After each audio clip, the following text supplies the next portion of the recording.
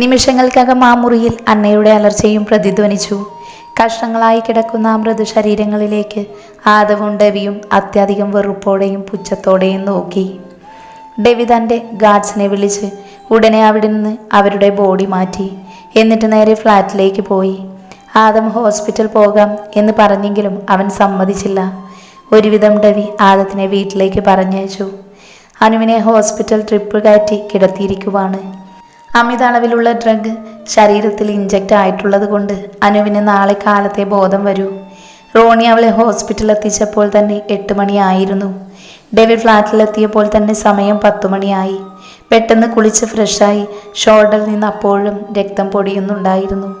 ഒരു കോട്ടൺ ഉപയോഗിച്ച് ബ്ലഡെല്ലാം തുടച്ചതിന് ശേഷം ഫസ്റ്റ് എയ്ഡ് ബോക്സിൽ ഉണ്ടായിരുന്ന ഓയിൽമെൻറ്റ് തേച്ചു. പിന്നെ പെട്ടെന്നൊരു ഷർട്ടും പാൻറ്റും എടുത്തിട്ട് നേരെ ഹോസ്പിറ്റലിലേക്ക് പോയി. അനുവിനെ ഇനിയും കാണാതിരിക്കാൻ തന്നെ കൊണ്ട് കഴിയില്ലെന്ന് അവന് ഉറപ്പായിരുന്നു. പെട്ടെന്ന് കാറെടുത്ത് ഹോസ്പിറ്റലിൽ പോയി. അനുവിനെ അഡ്മിറ്റ് ചെയ്തിരിക്കുന്ന അതേ ഹോസ്പിറ്റൽ തന്നെയാണ് രാകേഷുമുള്ളത്. അവൻ്റെ തലയ്ക്ക് അടി കൊണ്ടതുകൊണ്ട് 8 സ്റ്റിച്ചുമുണ്ട്. ഡെവി കാറ് പാർക്ക് ചെയ്ത് നേരെ റിസപ്ഷനിലേക്ക് പോയി. അപ്പോഴും അവിടെ ടോണിയും റോണിയും ഉണ്ടായിരുന്നു. ഡെവി നേരെ അവർക്കടുത്തേക്ക് പോയി. ഡോക്ടർ എന്താ പറഞ്ഞത്? ഡെവി ടെൻഷനോടെ അവരോട് ചോദിച്ചു. പേടിക്കാനൊന്നുമില്ല ഈ ചായ, മയക്കുമരുന്ന് ശരീരത്തിൽ കയറിയത് കൊണ്ട് നാളെ കാലത്തെ ബോധം വരൂ. ഇപ്പം മുറിയിലേക്ക് മാറ്റിയിട്ടുണ്ട്. എന്നാൽ നിങ്ങൾ പൊക്കോ, ഞാൻ നിന്നോളാം. ഡെവി അവരെ നോക്കി പറഞ്ഞുകൊണ്ട് നേരെ അനുവിന് കിടക്കുന്ന മുറിയിലേക്ക് പോയി. അകത്തേക്ക് പ്രവേശിക്കും തോറും അവന് വല്ലാത്ത അസ്വസ്ഥത തോന്നി. അനുവിനോട് ചെയ്തു പോയ തെറ്റുകളെല്ലാം അവനെ വേട്ടയാടുന്നത് പോലെ തോന്നി. അല്പം അടിച്ചാണെങ്കിലും ഡെവി മുറിയുടെ കതക് തുറന്ന് അകത്തേക്ക് കയറി. അനു നല്ല ഉറക്കത്തിലാണ്. ഹോസ്പിറ്റൽ ഡ്രസ്സാണ് ധരിച്ചിരിക്കുന്നത്. മുഖമെല്ലാം ആകെ വാടിയിരിക്കുന്നു. കവിളിലേക്കും കൈയിലെയും പാട് തെളിഞ്ഞു നിൽക്കുന്നു. അവനത് കാണി വല്ലാത്ത വേദന തോന്നി. ഒന്നും മിണ്ടാതെ ഡെവി നേരെ അനുവിനടുത്തേക്ക് പോയി. അവളുടെ നെറ്റിയിൽ പ്രണയത്തോടെ ചുംബിക്കുമ്പോൾ അവൻ്റെ കണ്ണിൽ നിന്ന് ഒരു തുള്ളി അവളുടെ മുഖത്തേക്ക് പതിച്ചു. ക്ഷമിക്കടി, എല്ലാം എൻ്റെ തെറ്റാ, എൻ്റെ എടുത്തുചാട്ടം. ഇനിയും നിന്നെ വേദനിപ്പിക്കില്ല, പൊന്നുപോലെ നോക്കിക്കോളാം. എന്നെ ഇട്ടിട്ട് പോകല്ലടി. അവളുടെ മുഖത്ത് നോക്കി ആത്മാർത്ഥമായി പറയുമ്പോൾ കണ്ണുകൾ നിറഞ്ഞു നിന്നു. അവളെ ഒന്ന് നോക്കിക്കൊണ്ട് അവളുടെ അടുത്തേക്ക് കിടന്നു. ഒരു കൈ കൊണ്ട് അവളെ ചേർത്ത് പിടിച്ച് കിടക്കുമ്പോഴും അവൻ്റെ കണ്ണുകൾ നിറഞ്ഞൊഴുകിക്കൊണ്ടിരുന്നു. ക്ഷീണത്തിൽ തിരിഞ്ഞു കിടന്നതും അനു അവൻ്റെ നെഞ്ചോട് ചേർന്ന് തലവെച്ച് കിടന്നു. അവനും അവളെ ഒന്നുകൂടെ തന്നോട് ചേർത്ത് പിടിച്ച് കിടന്നു. അപ്പോൾ ഡെവിയുടെ ചുണ്ടിൽ ഒരു പുഞ്ചിരി ഉണ്ടായിരുന്നു. അനു കിടക്കുന്ന ഹോസ്പിറ്റൽ ബെഡിൽ അവളോട് ചേർന്ന് അന്നത്തെ രാത്രി ഡെവി ഉറങ്ങി, സ്വസ്ഥതയോടെ സമാധാനത്തോടെ. രാവിലെ വല്യപ്പച്ചൻ റെഡിയാവുകയാണ്. വെള്ള ജുബയും മുണ്ടുമാണ് വേഷം. പെട്ടെന്ന് അങ്ങോട്ട് വല്യമ്മച്ചി വന്നു. അദ്ദേഹത്തിന് ചായയുടെ കപ്പ് നീട്ടിയതിനു ശേഷം ഒന്നും മിണ്ടാതെ തലതാഴ്ത്തി നിന്നു. നിനക്കെന്താ എന്നോട് പറയാനുള്ളത്? കപ്പ് വാങ്ങി ചുണ്ടോട് ചേർത്ത് ഗൗരവത്തോടെ വല്യപ്പച്ചൻ ചോദിച്ചു. ഞാനും വന്നോട്ടെ, എനിക്കും ആ കൊച്ചിനെ ഒന്ന് കാണണം, എല്ലാത്തിനും മാപ്പ് പറയണം. തലതാഴ്ത്തി നിന്ന് കുറ്റബോധത്തോടെ പറയുമ്പോൾ അവരുടെ കണ്ണുകൾ നിറഞ്ഞിരുന്നു. വേണ്ട, ഗൗരവത്തോടെ പറഞ്ഞു വല്യപ്പച്ചൻ മുന്നോട്ട് നടന്നു. ഡോറിനടുത്തെത്തിയതും കരഞ്ഞു കലങ്ങിയ കണ്ണുകളുമായി കുറ്റബോധത്തോടെ തലതാഴ്ത്തി നിൽക്കുന്ന എലിസബത്തിനെ അവരുടെ ശ്രദ്ധയിൽപ്പെട്ടു. എലിസബത്തിന് എന്താ വേണ്ടത്? അതേ ഗൗരവത്തോടെ തന്നെ അദ്ദേഹം എലിസബത്തിനോട് ചോദിച്ചു. അപ്പച്ച, ഞാനും അപ്പച്ചൻ്റെ കൂടെ വന്നോട്ടെ.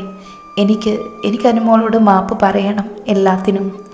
തടയാൻ കഴിയാതെ എലിസബത്തിൻ്റെ കണ്ണീർ തുള്ളികൾ നിലത്തേക്ക് പതിച്ചിരുന്നു. അവരോട് എന്തു പറയണമെന്ന് വല്യപ്പച്ചനും മനസ്സിലായില്ല. ഡെവി വിവാഹം കഴിച്ച അവൻ്റെ ഭാര്യയായിട്ട് തന്നെയാണ് അനു ആദ്യം ഈ വീട്ടിലേക്ക് വന്ന് കയറിയത്. എന്നിട്ടും അവൾക്കൊരു മരുമകളുടെ സ്ഥാനവും ബഹുമാനവും അവകാശമോ അധികാരമോ നീയും പിന്നെ ഇവളും കൊടുത്തിരുന്നില്ല. പോരാത്തതിന് അനുവിനെ ജീവിതത്തിൽ നിന്നും ഒഴിവാക്കി അവിടെ അന്യായി കൊണ്ടുവരണമെന്ന് തന്നെയായിരുന്നു രണ്ടുപേരുടെയും ആഗ്രഹം.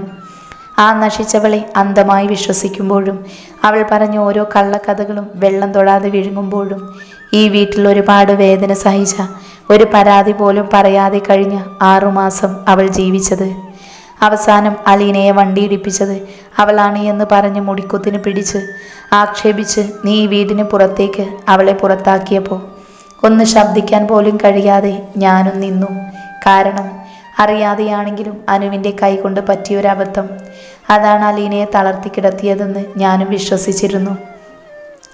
എന്നാൽ അന്ന് അവളുടെ സഹോദരൻ വന്ന് അവളെ ഇവിടെ നിന്ന് കൂട്ടിക്കൊണ്ടു പോകുമ്പോൾ തടയണമെന്ന് ആഗ്രഹിച്ചെങ്കിലും അതിനെനിക്ക് കഴിഞ്ഞില്ല. കാരണം സഹോദരിയുടെ കയ്യിൽ നിന്ന് പറ്റിയൊരബദ്ധത്തിന് അവനെ കൊണ്ടാകുന്നതെല്ലാം അവൻ ചെയ്തില്ലേ? അലീന മോളുടെ ജീവനെ രക്ഷിച്ചില്ലേ? എന്നിട്ട് അവനോട് പകരം ചെയ്തതോ? അവൻ പറഞ്ഞതുപോലെ അറിയാത്തൊരു തെറ്റിൻ്റെ പേരിൽ നിന്റെ മകൻ തന്നെയല്ലേ അവളുടെ വിവാഹം മുടക്കി ബന്ധുക്കളിൽ നിന്നും സ്വന്തക്കാരിൽ നിന്നും അവളെ അകറ്റിക്കൊണ്ടുവന്നത്? ഈ വീടിൻ്റെ മരുമകളായിട്ടും നിന്റെ മകൻ്റെ ഭാര്യയായിട്ടും അവളുടെ സമയം മുഴുവൻ ചിലവഴിച്ചത് അലീന മോളെ ശുശ്രൂഷിക്കാൻ വേണ്ടിയാണ്. അതാണല്ലോ നിന്റെ മകൻ അവൾക്ക് കൊടുത്ത ശിക്ഷ. അത് പോരാതെ നിങ്ങളുടെ വക വേറെയും. കഴിഞ്ഞ 6 മാസം അവൾ ഈ വീട്ടിൽ എത്രത്തോളം മാനസിക സമ്മർദ്ദം അനുഭവിച്ചിട്ടുണ്ടാവും, ചിന്തിച്ച് നോക്ക്. എന്നിട്ടിപ്പോൾ എല്ലാത്തിനും കാരണം അന്നയാണ് എന്നറിഞ്ഞപ്പോൾ മാപ്പ് പറയണം പോലും.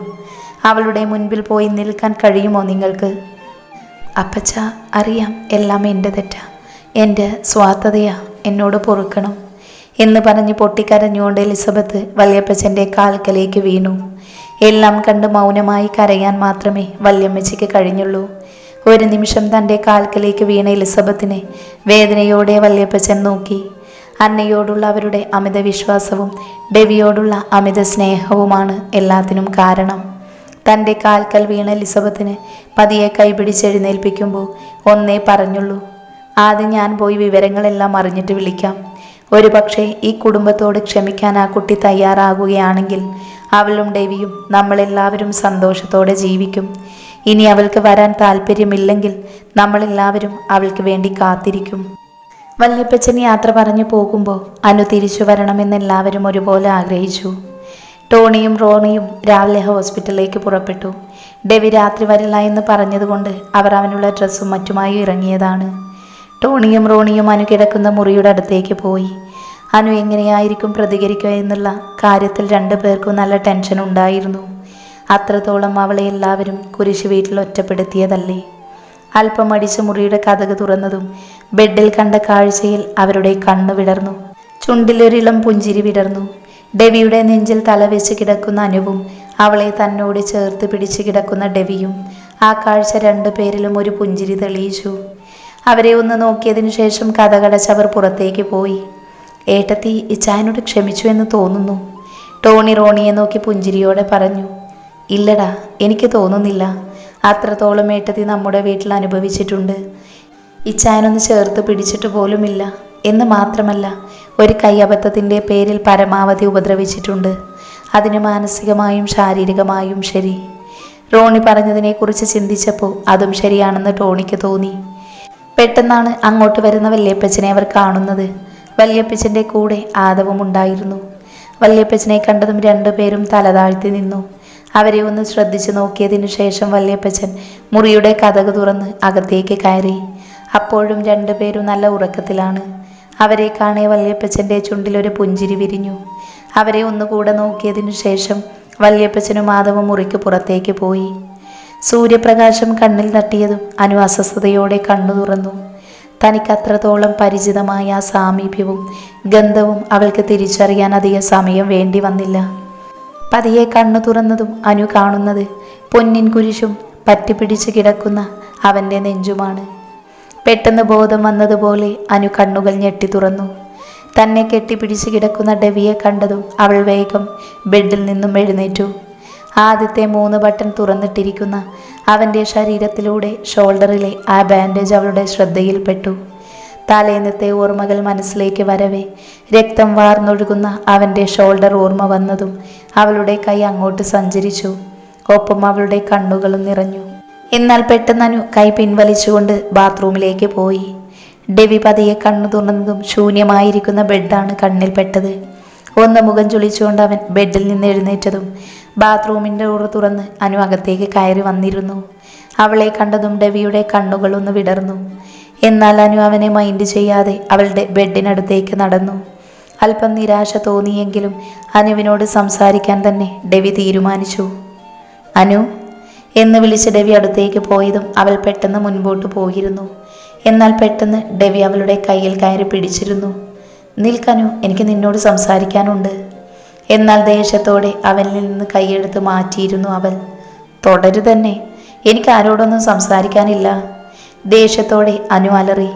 അന്നാദ്യമായി തനിക്ക് നേരെ ദേഷ്യത്തോടെ ശബ്ദമുയർത്തുന്ന അനുവിനെ അവന് അത്ഭുതത്തോടെ നോക്കി നിന്നു. ഇത്രയും നാളും ഞാൻ നിങ്ങളുടെ കൂടെ തന്നെ ഉണ്ടായിരുന്നു. അന്നൊന്നും എന്നോട് നിങ്ങൾക്ക് പറയാനില്ലാത്തത് ഇനിയും എനിക്ക് കേൾക്കണ്ട.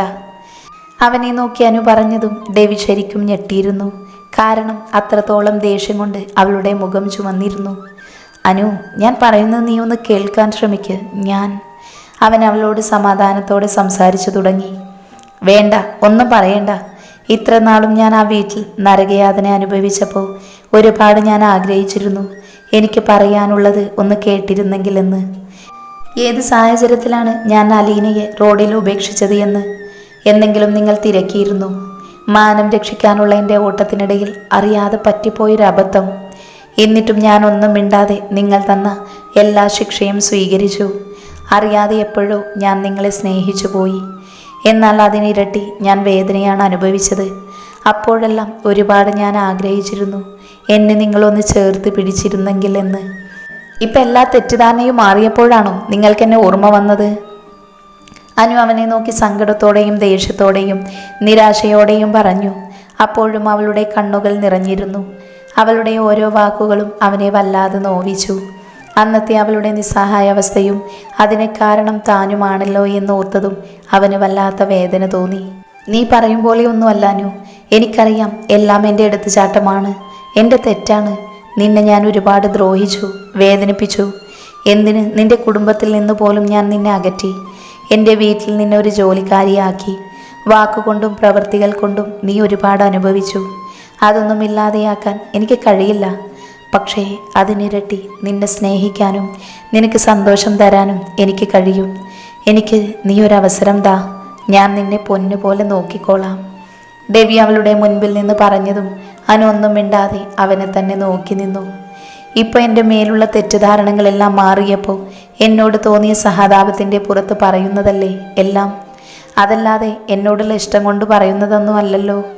നിറഞ്ഞു നിൽക്കുന്ന കണ്ണുകളോടെ അനു പറയുമ്പോൾ അവളുടെ കണ്ണിൽ നിന്ന് ഒരു തുള്ളി നിലത്തേക്ക് പതിച്ചിരുന്നു. അത് വന്ന് പതിച്ചത് ഡെവിയുടെ ഹൃദയത്തിലേക്കും. ആ വാക്കുകൾ അവനെ വല്ലാതെ നോവിച്ചു. അനു കരുതിയിരിക്കുന്നത് അവൻ അവളോടുള്ള പ്രണയം സഹതാപം കൊണ്ടാണെന്നാണ്. എന്നാൽ താൻ കഴിഞ്ഞ കുറച്ച് മാസങ്ങളായി അവളെ ഓർത്താണ് ജീവിക്കുന്നത് എന്ന് അവൾ അറിയുന്നില്ലല്ലോ. വേദനയോടെ അവൻ ഓർത്തുപോയി. അല്ലെങ്കിലും അവളെ തെറ്റു പറയാൻ കഴിയില്ല. തൻ്റെ പ്രണയം അവളോട് തുറന്നു പറയാതിരുന്നത് തൻ്റെ തെറ്റ് തന്നെയാണ്. അതുകൊണ്ടാണിപ്പോൾ അനുവിന് മുൻപിൽ തെറ്റുകാരനായി നിൽക്കേണ്ടി വന്നതും. അല്ല അനു, എനിക്ക് നിന്നോടുള്ളത് സഹതാപമല്ല. എപ്പോഴൊക്കെയോ ഞാൻ നിന്നെ ഇഷ്ടപ്പെട്ടു പോയി. പക്ഷെ നിന്നോട് തുറന്നു പറയാൻ എനിക്ക് കഴിഞ്ഞില്ല. കുറ്റബോധം കൊണ്ട് ഡെവിയുടെ തല താഴ്ന്നു പോയി. എന്നാൽ അവനെ നോക്കി പുച്ഛിച്ചുകൊണ്ട് അനു സംസാരിച്ചു തുടങ്ങി. എന്തുകൊണ്ടാണ് കഴിയാത്തത്? ഞാൻ നിങ്ങളുടെ മനസ്സിൽ തെറ്റുകാരി ആയതുകൊണ്ടല്ലേ? ഏട്ടൻ വന്നില്ലെങ്കിലോ ജീവിതം മുഴുവൻ നിങ്ങൾ എന്നോടുള്ള ദേഷ്യം കൊണ്ട് നടക്കില്ലേ? നിങ്ങൾ മാത്രമാണോ ആ വീട്ടിലുള്ള 2-3 ആളുകൾ ഒഴിച്ച് ബാക്കി എല്ലാവർക്കും എന്നോട് വെറുപ്പല്ലേ, ദേഷ്യമല്ലേ? ആ വലിയ വീട്ടിലെപ്പോഴും ഞാൻ ഒറ്റക്കായിരുന്നു. എനിക്ക് സംസാരിക്കുന്നത് കേൾക്കാൻ തളർന്നു കിടക്കുന്ന അലീന മാത്രമേ ഉണ്ടായിരുന്നുള്ളൂ. അന്ന് വിവാഹ പന്തലിൽ വെച്ച് എല്ലാവരുടെയും മുൻപിൽ എന്നെ ഒരു തെറ്റുകാരിയാക്കി നിങ്ങൾ മുദ്ര കുത്തി. എൻ്റെ കുടുംബത്തിൽ നിന്നും എന്നെ അകറ്റി, എന്നെ വെറുക്കപ്പെട്ടവളാക്കി. എൻ്റെ സമ്മതം പോലും ഇല്ലാതെയല്ലേ നിങ്ങൾ എന്നെ വിവാഹം കഴിച്ചത്? അനുവിൻ്റെ ഓരോ ചോദ്യവും ഡെവിയുടെ ഹൃദയത്തിലേക്കാണ് വന്നു പതിച്ചത്. അവൾ പറയുന്ന ഓരോ കുറ്റപ്പെടുത്തലുകളും കേൾക്കാൻ താൻ ബാധ്യസ്ഥനാണെന്ന് അവൻ അറിയാമായിരുന്നു. ഡെവിയുടെ തല അനുവിന് മുൻപിൽ താഴ്ന്നു പോയി. ഹൃദയം നുറങ്ങുന്ന വേദന തോന്നിയെങ്കിലും അവൻ ഒരു വാക്ക് പോലും എതിർത്ത് പറഞ്ഞില്ല. എന്നാൽ അനുവിൻ്റെ മനസ്സ് നിറയെ ഇത്രയും നാളും പറ്റിക്കപ്പെട്ടു എന്നുള്ള വേദനയായിരുന്നു. എത്ര തവണ നിങ്ങൾ എന്നെ പിഴച്ചവളെന്ന് വിളിച്ച് മുദ്ര കുത്തിയിട്ടുണ്ട്. ആ വീട്ടിൽ ഞാൻ നിങ്ങളുടെ ഭാര്യയായി ജീവിക്കുമ്പോഴും നിങ്ങളുടെ മനസ്സിൽ ഞാനൊരു ജോലിക്കാരിയായിരുന്നു. അല്ല, അതിനേക്കാൾ താഴെ. പറയുമ്പോൾ അനുവിൻ്റെ തൊണ്ട ഇടറുന്നുണ്ടായിരുന്നു.